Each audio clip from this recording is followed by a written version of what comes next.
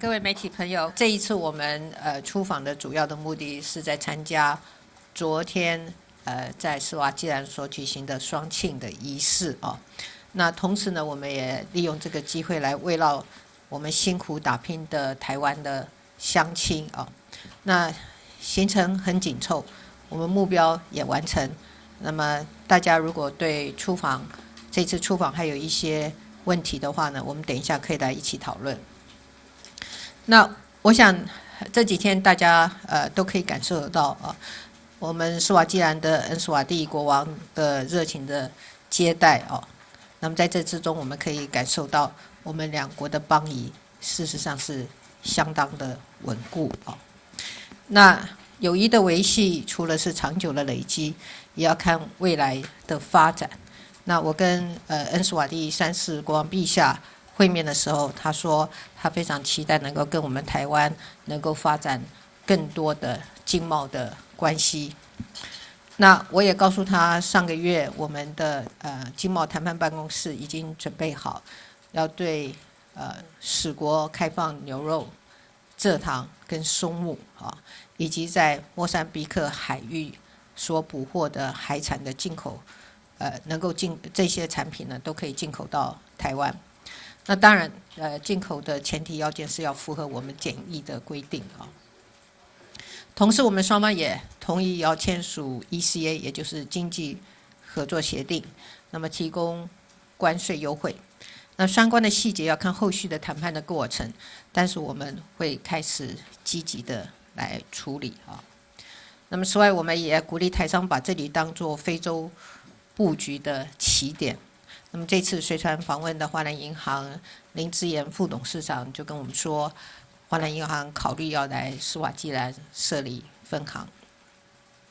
当然，互惠合作不只是在经贸方面，我们这一次也宣布了跟教育、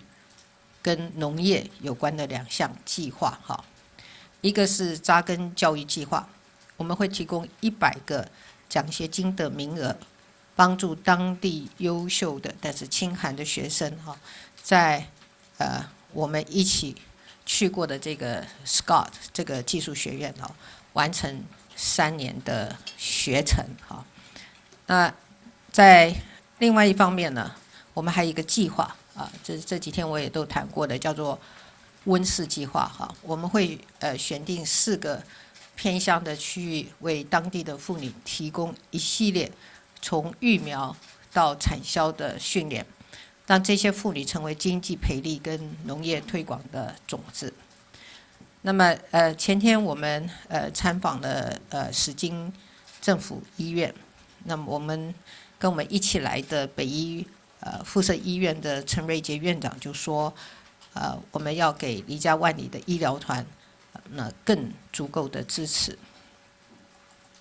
那这个是我给陈院长的一个支持也希望他能够把它转换成对在地医疗团的一个更完整的一个支持。那台湾的海外医疗团在医疗外交上的表现是有目共睹，那么这就是其他国家愿意每1年不断的在 WHA 大会上声援台湾的重要的理由。那在出发前呢，我们就说要拼外交。那么其实拼外交不只是人要抵达现场，最重要的是要看看在外交最前线我们缺了什么，需要什么，用什么样的方法才能更加深双边的关系。那么这就是我们所谓的踏实外交，透过亲身经历、亲自体验，持续加深彼此的友谊，达成互惠互助的双赢的局面。那么这就是我们拼外交的方法。